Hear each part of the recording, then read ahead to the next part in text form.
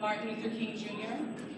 We'll also be doing some activities throughout next week honoring Martin Luther King Jr. But first, I'd like to turn it over to Jim Ramirez, who will be introducing our guest presenter today. Nat Jackson is founder and president of Wellness Plus. He founded Nat Jackson Associates Incorporated in 1977 and served as chairman and CEO for 22 years at a diversified management services company. Mr. Jackson was a senior staff assistant to three-term Governor Dan J. Evans for 4 years. He headed the governor's Human Services Cabinet with responsibilities for the State Department of Social Health and Services. Some of his civil rights and economic repression relief pioneering are: he's the fastest jump roper in the U.S. at this age, although he's not here to jump rope today. He marched with Dr. Martin Luther King Jr. during the Great Soldier Field Rally in Chicago in summer of 1966. He was the first Black ever employed in his home county seat of Secretary Ambassador of LA, as he became a paid student intern with the U.S. Department of Agriculture. For almost 10 years, Mr. Jackson organized and led the efforts that resulted in Governor Executive Order and subsequent legislation that culminated in the creation of the Washington State Office of Minority and Business Enterprise, setting minority and women contract goals and eliminating overt discrimination in state government procurement. Mr. Jackson was the multi-year president of the Thurston Urban League Committee. He was founder of the first organization supporting Black employees in Washington state government, the Washington Association of Black State Employees, 1971. He played a significant role in the creation of the Washington State Commission on Afro-American Commission Affairs. Please welcome our speaker today, honoring Martin Luther King Jr., Mr. Nat Jackson.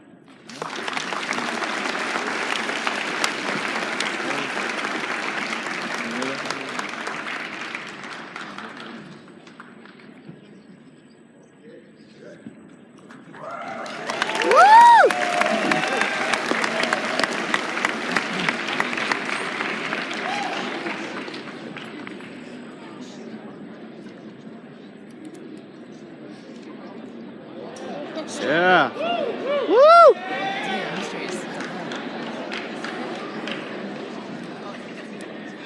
you so very much for that wonderful introduction. It's my pleasure to be here with you today. And back to drop this. What? Let's just check a couple of things. What is the mascot? Are we Rams? Yeah. Football game, you say go Rams, what do you do? Yeah. Yes. That's both. Well, it's my pleasure to be here with you today. Yeah. I thought about this kind of long hard in terms of what can I say to you that could be the takeaway message today. And I thought for a short period of my life, since my path crossed with Martin Luther King Jr.'s, I thought it would be very wise to share, to some extent, why there was a Martin Luther King Jr. And how does that fast forward relate to where we are today? I think we have enough time to do that. One of the most incredible people, most compassionate, most loving I ever met was Martin Luther King Jr.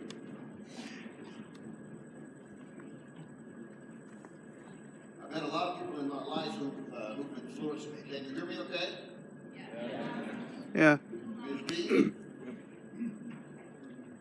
confirm that, thank you. I've met a lot of people in my life when you're my age. And some people say it's great to be here, and I say it's great to be anywhere at my age.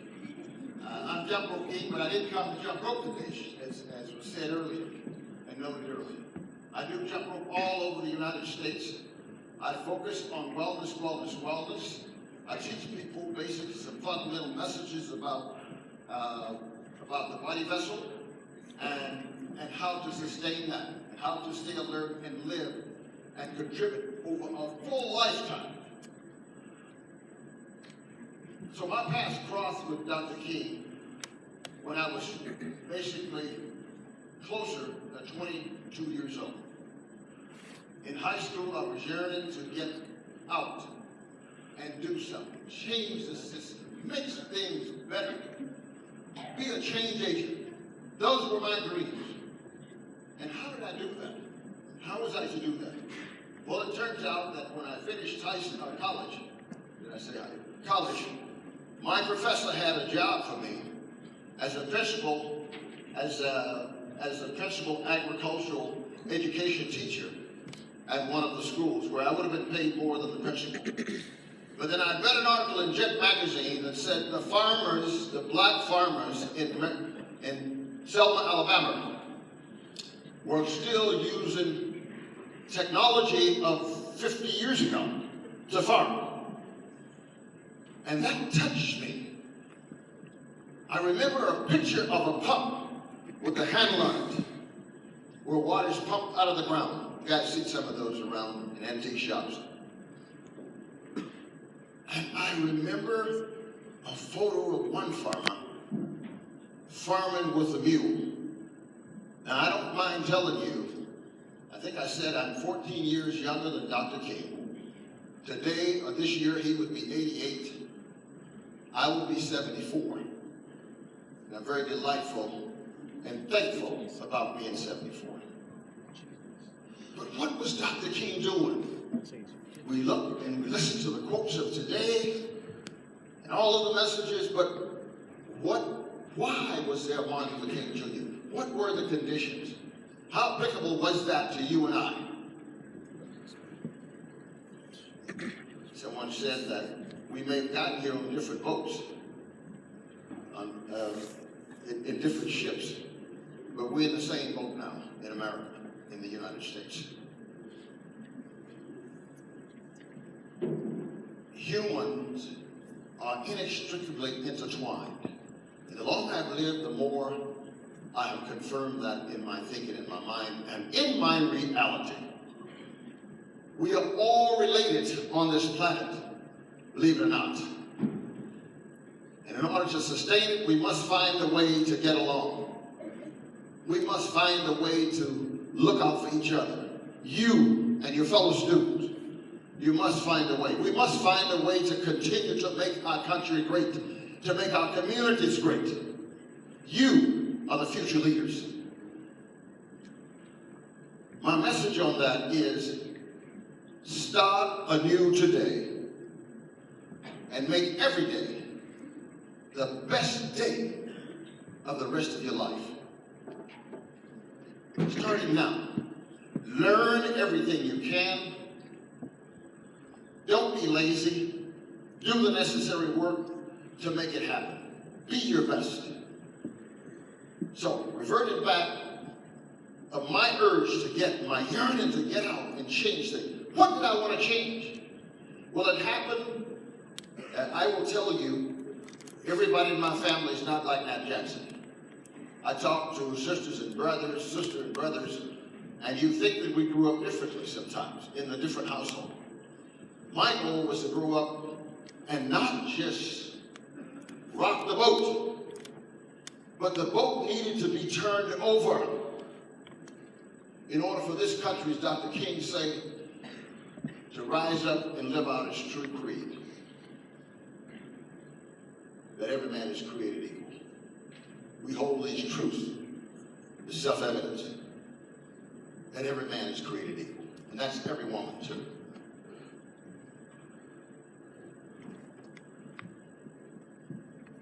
Martin Luther King Jr. was doing things that people certainly would have been killed for. He was doing things that people had been killed for. If you read some of the battles after World War I, where soldiers, some of the African American soldiers fought for their freedom and for the country's freedom, then got back home and refused to buckle down to the Jim Crow laws. Some of you may not know what that is. But what were the conditions? Today, my life manifests that. I live on 8.5 acres, right on the edge of the city of Lacey, on the city limit. I live in the county, my wife and I. We've raised 3 wonderful children here. This school district has been incredibly wonderful to us. My oldest daughter has written 5 books. Timberline, my youngest daughter has written 3 books. My son is a comedian, Nat Jackson. He's on Wild and Out. A lot of the young people know him here. So we've been very blessed, and we have grandkids who are moving forward. Right out of this school district, my wife served 25 years of her life, not every day, of course, on the school board here in this district. So we love North Thurston. What am I trying to convey to you? I said I lived on 8.5 acres, private lake, and a private 9-hole executive golf course that was designed by one of Tiger Woods' teachers. And I'm not being braggadocious. I want to go back. But I grew up. What was Dr. King fighting for? One of my first memories was moving from one, remember, Jim Crow laws separated people clearly by race. If you were black, you could go in the front door. If you were black, you were mandated to go in the back. Those were Jim Crow laws that I grew up with. One of my first memories was moving from one white-owned plantation, I have to explain it that way, to another in the middle of the night. I later learned that we were slipping off. And everything we possessed was on the back of that truck, and there was a mother with 6 children in the front, in the cab, along with my father. We moved from one plantation at night to another plantation 60 miles away. I was 3 years old. And I later learned a lot because I began asking a lot of questions. What are Jim Crow laws? I grew up in a separate school system to where if you were black, you walked to school for a mile to 3 miles. If you were white, you rode the bus. This is in my day. And remember, I'm talking the early 50s right now. I'm covering the things that Dr. King would have seen, touched, tasted, and breathed that led to the manner of man. I remember my teacher saying, oh, today we get new books and school supplies. And we got new books and school supplies. Some of the contents were missing in the books. There were names like Peter loves Mary, Nancy loves Tom, some of the other things scribbled in there in writing. And I wondered why the books were like that, most of them. It was because we were getting hand-me-down books from the white schools. And I remember my teacher saying, I'm covering the things that created the man of man. I remember my teacher asking the question, how do they expect us to educate these children in this situation? Even the chalk for the blackboards was used. Strictly clear. If you were white, you rode a bus. If you were black, you were in schools that had an outhouse, a private, no window, running water. How are we to educate these kids? Well, the fact of the matter is, this advances the Brown decision. Brown versus the Board of Education.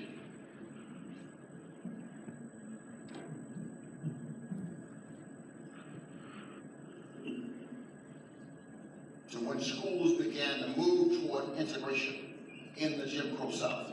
Now, some of you, just quickly, Jim Crow laws were created following the Emancipation and the 13th Amendment, which said, you read the 13th Amendment, I hope. It says that slavery is abolished in the United States. And somewhere along the line, 1865, 1896, there was a case called Plessy versus Ferguson.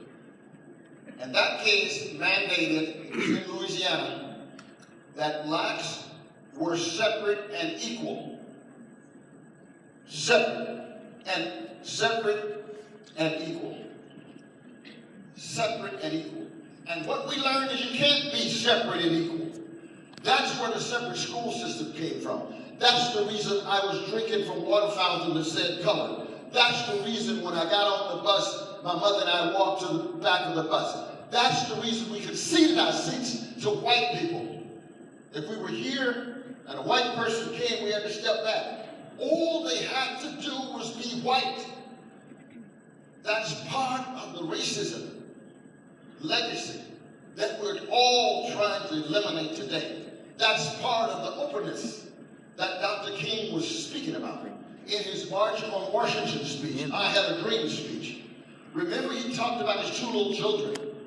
What you didn't know was that if you were black and in Georgia, Louisiana, Mississippi, and Alabama, you couldn't go to the park except for one day, and the white kids had 4 days. The swimming pool was 1 day for black kids in most of these little areas, and then the rest of the week were white kids. Can you believe that there was such a distinction in how people were treated? So let me tell you today that I yearn to get to Dr. King. I yearn to meet him. I yearn to make changes.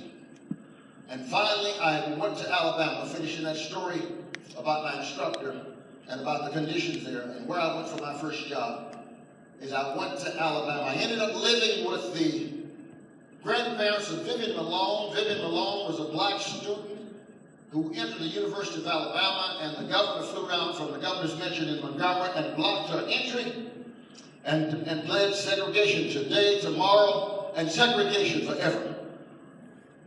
Governor George Wallace, who later asked forgiveness for that speech, as his health diminished from being shot, who later went from church to church in the African-American community and apologized for those remarks. So Dr. King was a change agent. 3 months before he died. I'd been in Chicago and marched to Soldier Field in 1966. But then in 1968, we were more face-to-face. We had to organize in Marion, Alabama.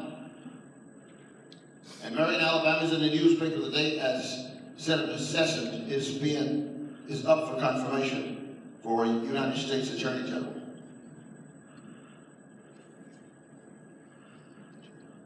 What I consider myself to be is an escapee from enslavement. And I didn't know that at the time.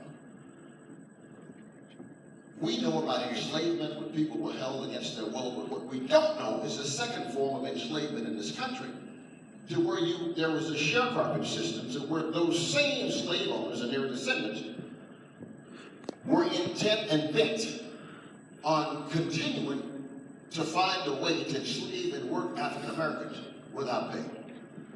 And that became the sharecropping system. So Dr. King talked about his 3 little children.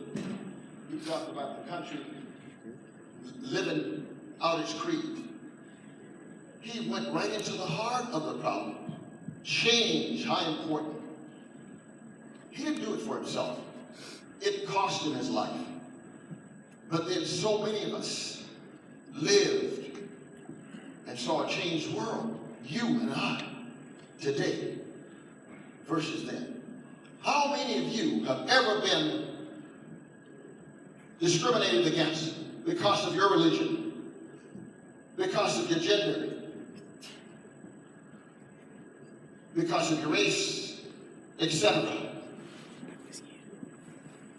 When you look at this country, the strong suit is that we are all immigrants, except everyone's an immigrant except the indigenous people, the Native Americans, and except my descendants who were brought here not at their own will. We were brought here generally in the bottom of infested ships with rats. We came through the Middle Passage. It's estimated that 5 million of us died in the Middle Passage. And Arthur once said, if you could part the sea of the Middle Passage, you have a bone of black people, a bone bridge that you could walk back to Africa on. This is part of our country. This is part of our history. And let me say, this is a great country. We've made lots of progress. We've done lots of things. But we haven't gone far enough. So when I look at what Dr. King was fighting for then, it was getting rid of Jim Crow laws. Simple thing.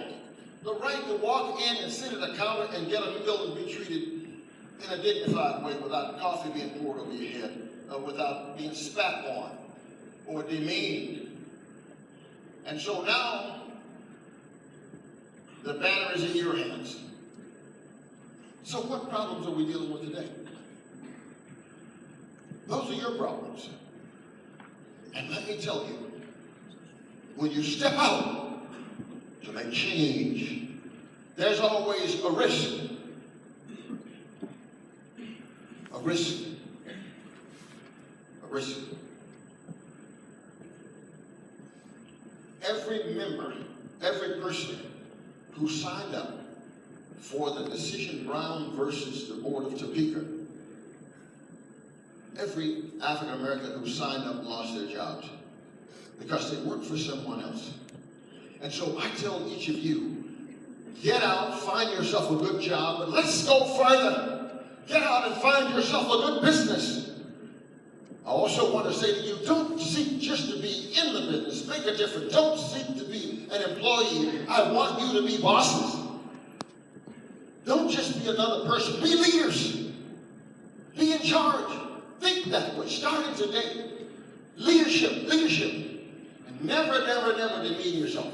You can do it. You can do whatever you set your mind to. If I can find Dr. Martin Luther King and help change this country in so many ways, which I'm still working to do, and community, to make those kind of changes, certainly you can get out there with all of the technology and inspiring new sunshine and new world and the future ahead of us. You can do more.